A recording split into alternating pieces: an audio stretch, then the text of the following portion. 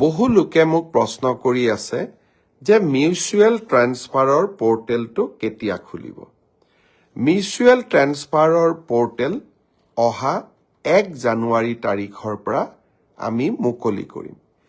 এই পৰ্টেলটো কেনেকৈ চলিব? বহুতে মোক সুধিছে যে আমি মিউচুৱেল কৰা মানুহক ক'ত কেনেকৈ বিচাৰি পাম। এই পৰ্টেলটোত আবেদন কৰাৰ পিছত একে বিভাগৰ একে পে স্কেলৰ কৰ্মচাৰীৰ মাজত আমি মিউচুৱেল ট্ৰান্সফাৰ কৰাৰ বাবে প্ৰচেষ্টা কৰিম। এই পৰ্টেলটো প্ৰায় 2 মাহ জুৰি খোলা থাকিব, 1 জানুৱাৰীৰ পৰা 28 ফেব্ৰুৱাৰীলৈ।